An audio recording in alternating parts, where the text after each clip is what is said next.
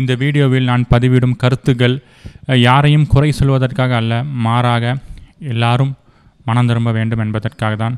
ஏனென்றால் எல்லாரும் சத்தியத்தை அறிய வேண்டும் என்பதற்காக தான். இப்பொழுதும் இந்த வீடியோவில் வருகின்ற காட்சிகளை நீங்கள் பாருங்கள். நாங்கள் ஒவ்வொரு டிசம்பர் மாதத்தில் 3 நாள் இங்கே 3 நாள் உபவாசம் பண்ணி காத்திருந்து ஜெபம் செய்வோம்.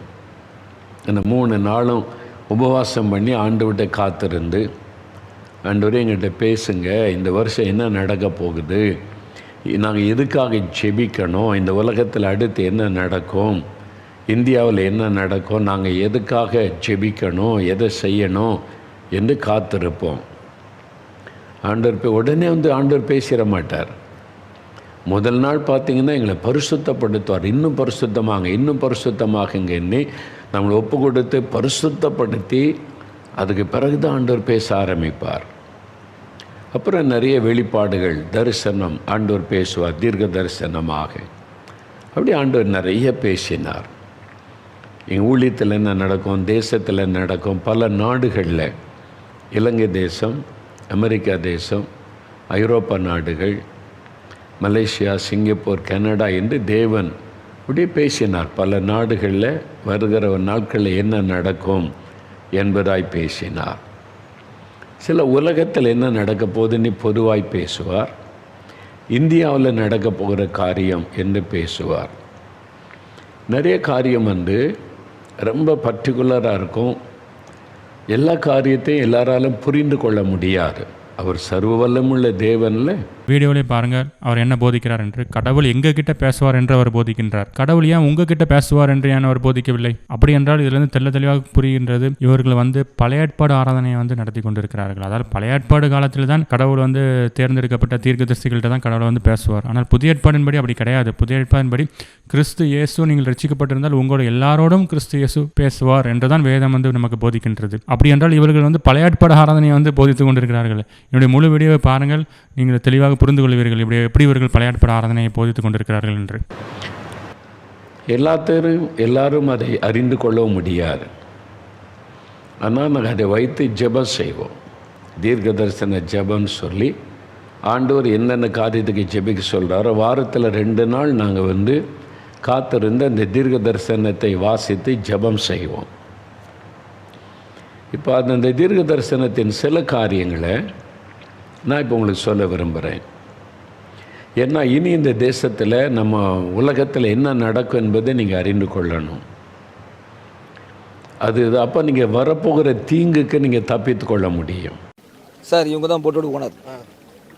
இவங்களுடைய போட்டு இடிந்துக்கிற ஒரு ஓனர், அவங்களோட இன்ஜின் கடலுக்குள்ளே போயிருக்கு. இவங்க போட்டு போயிருக்கு, அவரோட இன்ஜின். ஆனால் அவர் நைட்டு 10 மணியில் இருந்து ரொம்ப சிரமப்படுறாரு. அவங்க கூட ஹெல்ப்புக்கு வந்துக்கிட்டு, உண்மையிலே அவங்களுடைய தாத்தா தான் ஒரு ஹெல்ப்பர். அவர் இதுவரைக்கும் கரையில் இறங்கவே இல்லை. அவர் நான் வந்தாதான் தீருவேன், வந்தே தீருவேன், எத்தனை பேர்னாலும் என்னால் காப்பாற்ற முடியும் அப்படின்னு சொல்லி விடாமுயற்சியில் ஈடுபட்டு இருக்காப்புல. இன்னும் வரல. நாங்களாவது பிஸ்கட் சாப்பிட்றதுக்காக இறங்கணும். அவர் இறங்கவே இல்லை. அவர் வந்துக்கிட்டு என் பேரனுக்கு நான் ஹெல்ப்ஃபுல்லாக இருந்தால் மட்டும்தான் எனக்கு திருப்தி அப்படிங்கிற மாதிரி அவர் போட்டு இறங்க மாட்டேக்காப்புல. விடாமுயற்சியில் ஈடுபட்டு இருக்காப்புல. இன்னும் போனவர் வரல. மேபி போய் கிட்டத்தட்ட ஒரு 1.5 மணி நேரம் இருக்கும்ல, 1.5 மணி நேரம் இருக்கும். இன்னும் போட்டு கரைக்கு வரல. அவங்களுக்காக தான் நாங்கள் வெயிட் பண்ணுறோம். இது வரைக்கும் நாங்கள் ஒரு 10 மணிலேருந்து விடிய காலம் ஒரு 7 மணி வரைக்கும் கிட்டத்தட்ட ஒரு 70-80 பேருக்கு மேலே அங்கேருந்து கொண்டு வந்திருக்கோம். ஆனால் ரொம்ப ரிஸ்க்கான ஒரு விஷயந்தான். நாங்கள் கடலுக்கு போயிருக்கோம், வந்திருக்கோம். கடலில் இந்த மாதிரி நீரோட்டம்லாம் அதிகமாக இருக்காது. ஆனால் அது வெள்ளை தண்ணி, போகவே முடியாத ஒரு சுச்சுவேஷன். நிறைய பேர் கூட சொன்னாங்க உள்ளே போகிறது ரொம்ப ரிஸ்க்கு, உங்கள் உயிருக்கு ரொம்ப ஆபத்துன்னு சொன்னாங்க. நாங்கள் எங்களால் முடிஞ்ச தொலைவுக்கு நடந்தே போனோம். நடந்து போய் அதனுடைய ஆழத்தை செக் பண்ணதுக்கப்புறம் திரும்ப கரைக்கு நாங்கள் போட்டை இறக்கி திரும்ப இன்னொரு ஆளோட உதவியில் ஒரு இன்ஜினை மாட்டிட்டு அதுக்கப்புறம் போய் அங்கிருந்த மக்களை மெல்ல 10 பேர் 15 பேர் அந்த மாதிரி கிட்டத்தட்ட ஒரு 8 ட்ரிப் அடித்தோம். அந்த மாதிரி கரை கூட சேர்த்துட்டோம். எத்தனை பேர் நீங்கள் எங்கேருந்து வரீங்க? எத்தனை பேர் நீங்கள் இதில்? நாங்கள் பெரிய தலையிலேருந்து ஒரு 13 பேர் வந்தோம். பெரிய தலையில் மீனவ சமுதாயத்தில் இருந்து ஒரு 13 பேர் வந்தோம். அப்புறம் இடிந்துக்கிற மீனவ மக்கள் கொஞ்சம் பேர் வந்திருந்தாங்க. ஒரு 10 பேர் வந்திருந்தாங்க. அப்புறம் ஊர்லேருந்து கொஞ்சம் பேர் வந்திருந்தாங்க. ஆனால் இவங்களோட சப்போர்ட்டில் நாங்கள் நைட்டு மேக்ஸிமம் அங்கே இருக்கவங்கள கொண்டுட்டு கரைக்கு சேர்த்துட்டோம். அதுக்கப்புறம் காலையில் நிறைய மீனவர் வந்தாங்க. ஆனால் இன்னும் மீனவ மக்கள் போட்டு நிறைய கிராமத்தில் ஆட்களை காப்பாற்றிட்டு தான் இருக்காங்க. மீனவர்கள் தான் காப்பாற்றிட்டு இருக்காங்க. அங்கே யாரும் ஒன்றும் பண்ணலை. மீனவ மக்கள் தான் காப்பாற்றிட்டு இருக்காங்க. எவ்வளோ சிரமங்கள் இருந்துச்சு போய் காப்பாற்ற? உயிரை பணையம் வச்சு தான் போவேன் சார். ரொம்ப சிரமம். அந்த பக்கம் போய் பார்த்தீங்கன்னா தான் தெரியும், அவ்வளோ நீரோட்டமாக இருக்குது. நாங்கள் எங்கள் போட்டு மிஸ் ஆச்சுன்னா நாங்கள் எங்கேயோ போயிடுவோம். அந்த மாதிரி நாங்கள் ரொம்ப தூரத்துக்கு ஒரு 2000 மீட்டருக்காவது வந்துட்டு ரோப்பு கட்டியிருக்கோம் இங்கேருந்து. அந்த ரோப்பு பிடிச்சி தான் நாங்கள் அந்த பக்கம் போனோம். அதுக்கு பிறகு நாங்கள் எங்கள் போட்டில் உள்ள இன்ஜினை ஸ்டார்ட் பண்ணி போய் அதுக்கப்புறம் ஆட்களை மீட்டு கொண்டு வந்தோம். இங்கேருந்து மேக்ஸிமம் ஒரு 4 கிலோமீட்டர் இருக்கும் சார். அவங்க இருந்தது இருட்டு, அவ்வளோ சிரமத்தையும் தாண்டி நான் அவங்கள காப்பாற்றி கூட்டிகிட்டு வந்து சேர்த்தாச்சு. இந்த அளவுக்கு இப்போ பொதுமக்கள் இப்போ அரசாங்கம் கூட பெருசாக இது பண்ணலாங்கிறது சொல்கிறீங்க, குற்றச்சாட்டு வைக்கிறீங்க. நீங்கள் அந்த அளவுக்கு போய் மக்களை காப்பாற்றுறதுக்கு ஒரு காரணங்கள் என்ன? உயிருக்கு போராடுறவங்கள காப்பாற்றுறது மீனவனுக்கு ஒரு முக்கிய பங்கு இருக்குது. இன்னும் எவ்வளோ நேரம் மூவ் பண்ணுவீங்க? இன்னும் எத்தனை பேர்? இன்னும் 100 பேர் இருந்தாலும் மூவ் பண்ணுறதுக்கு நாங்கள் மீனவ மக்கள் ரெடி. இன்னும் போட்டு தயார் நிலையில் இருக்கு. இன்னும் எத்தனை பேர் இருக்காங்க? ஏற்கனவே இந்த பக்கத்தில் இருந்தவங்களை எல்லாம் காப்பாற்றி சார்.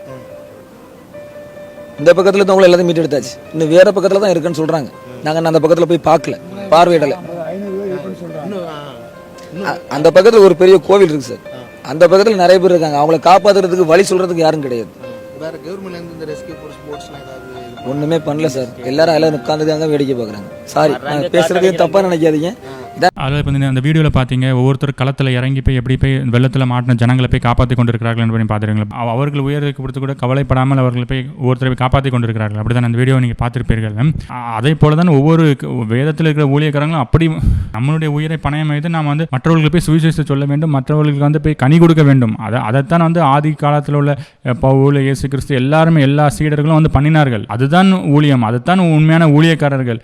இப்படி போட்டில் ஒருத்தரை நீ போய் அவனை போய் காப்பாற்றிட்டு வாப்பான் அனுப்பி விட்டுட்டு இவன் ஏசி ரூம்குள்ளே உட்காந்துக்கிட்டு அப்படியே பார்த்துக்கிட்டு இருக்கிறது வந்து ஊழியம் கிடையாது. ஆனால் இப்பொழுது நீங்கள் பார்த்து கொண்டு இருக்க ஊழியக்காரர்களும் அதைத்தான் பண்ணி கொண்டு இருக்கிறார்கள். இப்படி வந்து பார்த்து கொண்டு இருக்க தீர்க்கதரிசிகள்லாம் அதை தான் பண்ணி கொண்டு இருக்காங்க. மற்ற ஜனங்கள் போய் சாகட்டும்டா போங்கடா அப்படின்னு அனுப்பிவிட்டு இவங்க ஏசி ரூமுக்குள்ள உட்காந்து பார்த்துக்கிட்டு இருக்காங்க. இப்படிப்பட்ட நபர்களை நீங்களும் பின்பற்றி போய் ஏமாந்து கொண்டு இருக்கிறீர்கள். அமெரிக்க தேசத்தில் இயற்கையினால் அழிவுகள் ஏற்படும். தண்ணீரினாலும் நெருப்பினாலும் பனியினாலும் அழிவு உண்டாகும். அமெரிக்க தேசத்தை குறித்து தேசத்திலே இயற்கையினால் உண்டாகிற அழிவுகளும் தண்ணீரினாலும் நெருப்பினாலும் பனியினாலும் உண்டாகும் பேரழிவுகள் ஜனத்தை திகைக்க பண்ணும். அதனால் இவர் அமெரிக்காவில் வெள்ளம் வரும் என்று தீர்க்க தரிசனம் உரைத்து கொண்டிருக்கிறார்.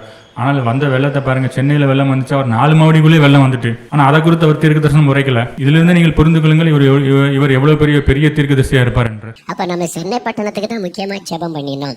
அதனால அதனுடைய வேகம் குறைக்கப்பட்டது மாத்திரல்ல, அதனுடைய திசையை ஆண்டவர் மாற்றி அனுப்பிவிட்டதுனால புயல் வந்து சென்னையை தாக்கவில்லை. மழையினால் உண்டான சேதம் தான் சென்னையிலே பாதிப்பை உண்டாக்கிட்டு. இந்த வீடியோவில் பார்த்துருப்பீங்க. இவர் ஜெபம் பண்ணிய நிமித்தம் புயல் வந்து கட்டுப்பாட்டுக்குள் வந்துவிட்டது என்று வந்து போதிக்கின்றார்.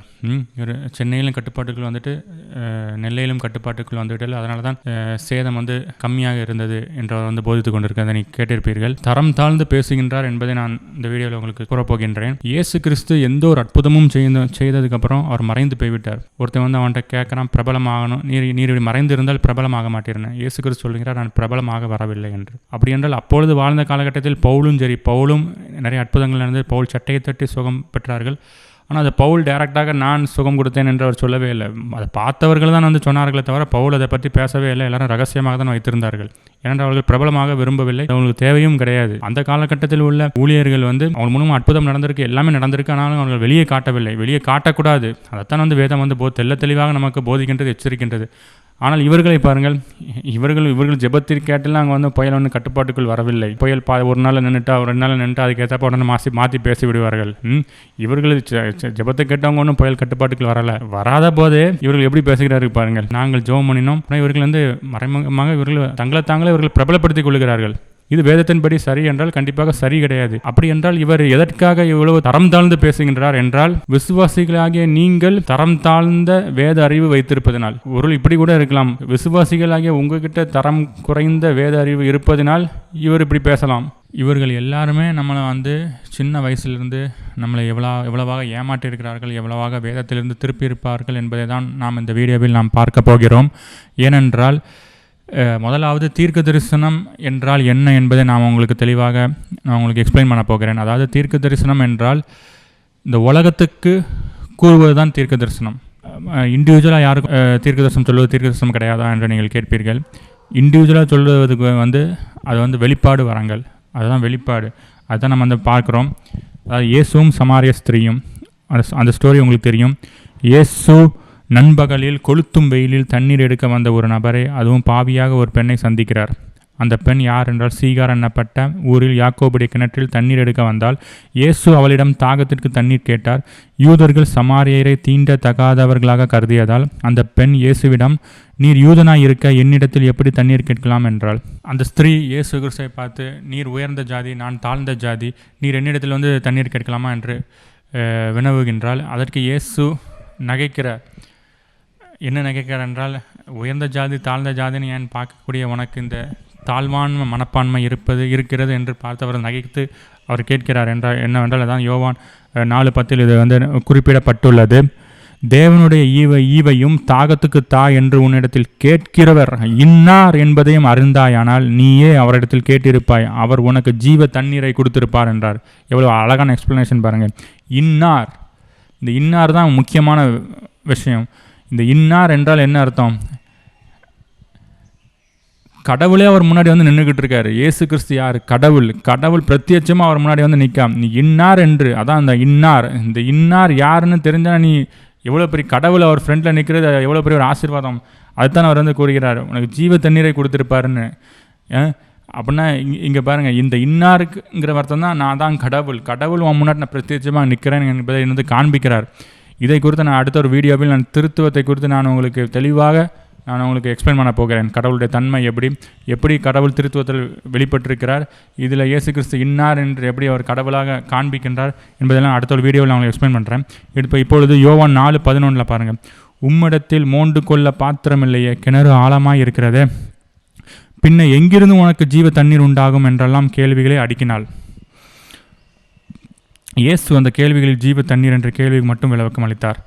இந்த தண்ணீரை யோவான் 4:13-14 இந்த தண்ணீரை குடிக்கிறவனுக்கு மறுபடியும் தாகம் உண்டாகும், நான் கொடுக்கும் தண்ணீரை குடிக்கிறவனுக்கோ ஒரு காலமும் தாகம் உண்டாகாது, நான் அவனுக்கு கொடுக்கும் தண்ணீர் அவனுக்குள்ளே நித்திய ஜீவகாலமாய் ஊறுகின்ற நீரூற்றாய் இருக்கும் என்றார். அவளுடைய புருஷனை அழைத்து வர கூறினார். இப்போ இங்கே தான் நம்ம வந்து தெளிவாக நம்ம பார்க்க அழைக்கப்படுகிறோம். இப்போ தான் நம்ம தீர்க்க தரிசனம் என்றால் என்ன, வெளிப்பாடு வரங்கள் என்றால் என்னென்னு உங்களுக்கு தெளிவாக நான் எக்ஸ்பிளைன் பண்ண போகிறேன். அவள் எனக்கு புருஷன் இல்லை என்றவுடன் இயேசு அவளை பார்த்து, உனக்கு 5 புருஷர்கள் இருந்தார்கள் என்றார். இந்த வார்த்தையை இயேசு கிறிஸ்துவிடமிருந்து சமாரியா ஸ்திரீ கேட்டவுடன் அவள் என்ன கூறுகிறார் என்றால், நீர் பெரிய தீர்க்கதரிசி அப்படி என்று வந்து கூறுகின்றார். அவள் இங்கே சொல்லுகின்ற ஒரு வார்த்தை தவறானது. அதாவது இயேசு கிறிஸ்து அவள் தீர்க்கதரிசி என்று சொன்னது. எதற்காக அவள் அப்படி சொல்லுகிறார் என்றால், அவள் வளராமல் இருக்கிறாள். அவளுக்கு வேத ஞானம் இல்லை, அறிவு இல்லாமல் கொஞ்சம் அவள் வளராமல் இருந்ததுனால தான் நான் இயேசு கிறிஸ்துவை பார்த்து தீர்க்கதரிசி என்று கூறுகிறார். அதே போல தான் இப்போ உள்ள காலகட்டத்தில் நம்மளை வந்து இந்த தீர்க்கதரிசி, இந்த மோகன் சிலதரிசி உங்களை மாதிரி ஆட்களை வந்து நம்மளை வளராமலே அவங்கள அடிமையாக வைத்து வேத அறிவில் இல்லாமல் நம்மளை வந்து வளர விடாமல் அவங்க வந்து பண்ணிட்டாங்க. அதனால தான் இப்போ நம்மளுக்கு ஒன்றுமே நம்ம தெரியாமல் வந்து இருந்து கொண்டு இருக்கிறோம். அதுக்கு தான் நீங்கள் வேதத்துக்கு திரும்ப வேண்டும். நீங்கள் வேதத்தை எடுத்து வாசிக்கும் போது நீங்கள் வளரலாம். எப்படி இந்த சமாரிய ஸ்திரீ வளரவில்லை என்று நான் கூறுகிறேன் என்றால், இயேசு கிறிஸ்து அங்கே என்ன கூறுகிறார், எனக்கு இன்னார்னு அங்கே ஒரு வார்த்தையை வந்து வைக்கிறார். இன்னார் என்றால் கடவுள். அவர் பிரத்யட்சமாக அவர் முன்னாடி நிற்கார். ஆனால் இவ்வளோ அவரை பார்த்து தீர்க்கதரிசி என்று கூறுகிறாள். அடுத்ததாக இயேசு கிறிஸ்து அங்கே தீர்க்க தரிசனம் முதல்ல சொல்லவில்லை. இயேசு கிறிஸ்து என்ன கூறுகிறார் என்றால், அவருடைய இண்டிவிஜுவல் பர்சனல் வாழ்க்கையில் ஒரு சம்பவத்தை கூறுகிறார். அங்கே வெளிப்பாடை தான் கொடுக்கிறாரே தவிர அங்கே ஒரு தீர்க்க தரிசனத்தை அவர் சொல்லவில்லை. உங்களுக்கு புரிந்திருக்கும். அப்படின்னா தீர்க்க தரிசனம்னா என்ன என்பது உங்களுக்கு கேள்வி வரும். தீர்க்க தரிசனம் என்றால் இந்த முழு உலகத்துக்கும் சொல்லுவது தான் வந்து தீர்க்க தரிசனம். அதைத்தான் இயேசு கிறிஸ்து ஏற்கனவே உங்களுக்கு மத்தேயுவில் எல்லாத்தையும் சொல்லிவிட்டு சென்று விட்டார். கடைசி காலத்தில் பூமி எதிர்ச்சி நடக்கும், சுனாமி வரும், வெள்ளம் வரும், நோய்கள் வரும், அன்பு தணிந்து போகும், பிள்ளை எடுத்து அன்பு காட்ட மாட்டான், பிள்ளை தகப்பன இடத்துல அன்பு காட்ட மாட்டான்னு சொல்லி ரகசிய வருகை, செகண்ட் கம்மிங், அடுத்த 1000 அரசாட்சி, எல்லா தீர்க்க தரிசனம் உலகத்துக்குள்ள முடிவுகள் அத்தனை தீர்க்க தரிசனத்தையும் வேதத்தில் அவர் வைத்து விட்டார். புதிய ஏற்பாடே ஒரு தீர்க்க தரிசன புத்தகம் தான். அப்படின்னா முழு உலகத்துக்கும் சொல்லுவதுதான் வந்து தீர்க்க தரிசனம். உங்களுக்கு புரிந்திருக்கும். அப்படின்னா நம்ம இண்டிவிஜுவல் வாழ்க்கையில் சொல்வது வந்து வெளிப்பாடு வராங்கள். அதனால் இப்போ இயேசு கிறிஸ்து வந்து சுனாமி வரும், பூமி எதிர்ச்சி வரும்னு அந்த காலகட்டத்தில் சொல்லும்போது அதை சொன்ன உடனே நடந்துச்சா? நடக்கலை. ஆனால் இப்போ அந்த காலகட்டத்தில் நம்ம கடந்து வந்து கொண்டு இருக்கிறோம், நம்ம பார்த்து கொண்டு இருக்கிறோம். இயேசு கிறிஸ்து சொன்ன தீர்க்க தரிசனங்கள் வந்து நிறைவேறி வந்து கொண்டே இருக்குது. அவர் முழு உலகத்துக்கும் தான் அவர் சொல்கிறாரு தவிர அங்கே வந்து அவர் இண்டிவிஜுவலாக ஸ்பெசிஃபிக் பாயிண்ட்டாக இஸ்ரேலுக்கு தான் இல்லை யூஎஸ்க்கு வருது இல்லை இங்கிலாந்துக்கு வருது, இல்லை இங்கே வருது, நம்ம ஸ்பெசிஃபிக் பாயிண்ட்டாக சொல்லலை, முழு உலகத்தையும் ஃபோக்கஸ் பண்ணி தான் அங்கே வந்து தீர்க்கதரிசனத்தை வந்து உரைக்கிறார். அதை நீங்கள் தெளிவாக நீங்கள் புரிந்து கொள்ள வேண்டும் கிறிஸ்தவ ஜனங்களே. அப்புறம் அந்த முழு உலகத்துக்கும் இது நடந்து கொண்டு இருக்கிறது. ஏனென்றால் பூமி அதிர்ச்சி ஜப்பானில் மட்டுமா நடக்கு, பூமி வச்சு இந்தியாவிலையும் நடக்கு, டர்க்கியில் நடக்கு, யூஎஸில் நடக்கு, எல்லா கண்ட்ரிலையும் எல்லா இடத்துலையுமே இப்போ நடந்து கொண்டு இருக்கிறது. அதைத்தான் வந்து தீர்க்கதரிசனம் வந்து இயேசு கிறிஸ்து ஏற்கனவே வைத்து விட்டார், பொதுவாக வைத்து விட்டார். அதுதான் வந்து தீர்க்க தரிசனம். ஆனால் இப்பொழுது இங்கே உள்ள தீர்க்கதரிசிகள் பாருங்கள், யூஎஸில் தீர்க்க தரிசனம், யூஎஸில் வெள்ளம் வரும் அப்படின்னு சொன்னேன். இங்கே அவர் 4 மாவடியிலே வந்து வெள்ளம் வந்து சூழ்ந்து கவர்ந்து கிடக்கிறது. அதே அவருக்கு சொல்லலை. சென்னையில் வந்திருக்கு, சென்னையில் வரதே சொல்லலை, அவர் யூஎஸில் உள்ளதே சொல்லிக்கிட்டு இருக்காரு. அப்படின்னா பார்த்துக்கிடுங்க, இவங்க எப்படி உங்களை வந்து ஏமாற்றி கொண்டு இருக்காங்க என்பது இனிமாவது நீங்கள் தயவு கூர்ந்து மனம் திரும்புங்கள். அதனால் அப்படின்னா உங்களுக்கு ஒரு கேள்வி எழுமா, அப்படின்னா இவர்கள் எதுக்கு தீர்க்க தரிசனம்லாம் உரைத்து கொண்டு இருக்கிறார்கள் என்பது. அதாவது இப்பொழுது உங்களுக்கு ஒரு பிளேட்டில் உங்கள் சோறு வரணும், குழம்பு வரணும், இதெல்லாம் வரணும்னா ஒருத்தர் எங்கேயோ மகா பெரிய கஷ்டப்பட்டு கொண்டு இருக்கிறார் என்று தான் அர்த்தம். வெயிலிலும் மழையிலும் தண்ணீர் பாய்த்து விவசாயம் பண்ணி வெயிலில் கடந்து எல்லாத்தையும் பண்ணதுனால தான் உங்கள் தட்டுக்கு வந்து சோறு வருகின்றது. எவ்வளோ கஷ்டம் தெரியும்ல, நானும் விவசாயம் பண்ணியிருக்கேன். அந்த கஷ்டத்தை படுறதுனால தான் நமக்கு வருது. ஆனால் இந்த தீர்க்க தரிசனங்களை பாருங்கள், எவ்வளோ ஈஸியாக சாதாரணமாக அப்படி ஒரு மேடையில் நிற்க வேண்டியது ஒரு மணி நேரம் பேசிவிட்டு அவங்க எவ்வளோ பணம் சம்பாதிக்கிறார்கள். அந்த பணம் சம்பாதிக்கிறதுக்காக தான் அவங்க வந்து தீர்க்க தரிசனத்தை வந்து உரைத்து கொண்டு இருக்கிறார்கள். அதில் இவர்களுக்கு வந்து கஷ்டப்பட வேண்டும் என்ற எண்ணம் இல்லை. ஏன்னா வேதம் என்ன கூறுகின்றது என்றால், வேலை செய்யாதிருப்பவன் சாப்பிடாதிருக்க கடவன் என்று கூறுகிறார். இயேசு கிறிஸ்துவும் சரி, பவுலும் சரி, அந்த காலகட்டத்தில் வாழ்ந்தவங்களும் எல்லாம் அவ்வளோ கஷ்டப்பட்டும், அவ்வளோ உடம்பில் கஷ்டப்பட்டு ஒவ்வொருத்தரும் அந்த குத்த வந்தான், இது பண்ண வந்தான், எல்லாவற்றிலும் அந்த கஷ்டத்தில் இருந்து தான் அவங்க வந்து எல்லாத்தையும் நமக்கு வந்து கொடுத்து விட்டு சென்றார்கள். ஆனால் இவர்கள் வந்து அப்படி கிடையாது. இவர்கள் வந்து எல்லாம் சொஃபிஸ்டிகேட்டட் லைஃப், வியாபாரம் செஞ்சு ஒரு பணக்காரனை காட்டிலும் இவங்க தான் வந்து பணக்காரர்களாக வந்து இருக்கிறார்கள். இருந்துக்கிட்டு ஒரு சொஃபிஸ்டிகேட்டட் லைஃப் வந்துட்டு ஒரு மணி நேரம் ஒரு தீர்க்க தரிசனத்தை சொல்லிட்டேன்னா இன்னும் அவங்களுக்கு வந்து பணம் வந்துவிடும். அதற்காக தான் அவர்கள் பண்ணி கொண்டிருக்கிறார்களே தவிர வேறு எதற்காகவும் கிடையாது. ஆதலால் முதலாவது புரிந்து கொள்ளுங்கள், இப்பொழுது இருக்கிற 99% ஊழியக்காரர்கள் எல்லா விசுவாசிகளையும் பழையாட்பாடு ஆராதனை நடத்தி கொண்டு தான் சென்று கொண்டிருக்கிறார்கள். அதை நான் ஏற்கனவே வீடியோவில் நான் பதிவிட்டேன். இன்னும் நான் வரப்போகிற வீடியோவில் அதை குறித்து நான் தெளிவாக உங்களுக்கு எக்ஸ்பிளைன் பண்ண போகிறேன், எப்படி இந்த ஊழியக்காரர்கள் வந்து பழையாட்பாடு ஆராதனைக்கு நேரம் நம்ம நடத்தி கொண்டு இருக்கிறார்கள் என்று. ஒருத்தரும் ஒரு 99% பழையாட்பாடு ஆராதனைக்கு நேரம் தான் நடத்தி கொண்டிருக்கிறார்கள். இதை 1% உள்ளவங்க மட்டும் தான் கிறிஸ்துவுக்கு நேராக நடத்தி கொண்டிருக்கிறார்கள். பழைய ஏற்பாடில் தான் வந்து தீர்க்கதரிசனம் சொல்லுவாங்க, தீர்க்கதரிசியை வந்து பார்க்க போகிறார்கள், தீர்க்கதரிசனம் உரைப்பார்கள், விசுவாசிகள் தீர்க்கதரிசியை பார்க்க போகிறார்கள். புதிய ஏற்பாடின் படி பார்த்தால் நீங்கள் இயேசு கிறிஸ்து நீங்கள் ரட்சிக்கப்பட்டதுக்கு அப்புறம் உங்கள் மூலமாகவே வெளிப்பாடுகள் உண்டாகும். நீங்களே ஒரு ஊழியம் செய்ய வேண்டும். அதைத்தான் வந்து புதிய ஏற்பாடு சொல்லுகிறது. ஆனால் நீங்கள் பாருங்கள், இப்பொழுது பாருங்கள், புதிய ஏற்பாடுள்ள விசுவாசிகளும் திரும்ப ஊழியக்காரர்கள் பின்னாடியும் திரும்ப தீர்க்கதரிசிகள் பின்னாடியும் இப்படி ஓடிக்கொண்டிருக்கிறீர்கள். இது பழைய ஏற்பாடு ஆராதனை. புதிய ஏற்பாட்டின் படி பார்த்தா நீங்கள் இயேசு கிறிஸ்துவால் ரட்சிக்கப்பட்டீங்கன்னா நீங்கள் போய் கனி கொடுக்கணும். அதுதான் புதிய ஏற்பாடோட சத்தியம். இந்த சத்தியத்தை ஏன் உங்களுக்கு சொல்லிக் கொடுக்க முடியாங்க? ஏன் சொல்லிக் கொடுத்துட்டே நீங்கள் அவங்க பின்னாடி வரமாட்டீங்கல்ல, அதனால தான் அவங்க சொல்லிக் கொடுக்க முடியாங்க. ஆனால் இதுதான் புதிய ஏற்பாடோட சத்தியம். நீங்கள் கிறிஸ்துவுக்கு நேராக திரும்ப வேண்டும். கிறிஸ்து உங்களிடத்தில் பிரதிபலிப்பார். உங்களுக்குள் இருப்பவர் இன்னார் என்பதை நீங்கள் அறியணும். இவங்க இன்னும் பழைய ஏற்பாடை சொல்லிக் கொடுத்து இயேசு கிறிஸ்து மறைத்து கொண்டு இருக்கிறார்கள். எதற்காக மறைத்து கொண்டு இருக்கிறார்கள் என்றால் அவர்கள் சம்பாதிப்பதற்காக. நான் இதை குறித்து நான் எப்படியெல்லாம் இந்த ஊழியக்காரர்கள் எல்லாருமே உங்களுக்கு பழைய ஏற்பாடு ஆராதனையில் நேராக உங்களை திருப்பி கொண்டு இருக்கிறேன் என்பது நான் அடுத்து வரப்போகிற ஒவ்வொரு வீடியோவிலும் நான் பதிவிட போகிறேன். அதில் என்னோட சேனலை சப்ஸ்கிரைப் பண்ணலாம், தயவு கூர்ந்து சப்ஸ்கிரைப் பண்ணிக்கிடுங்க.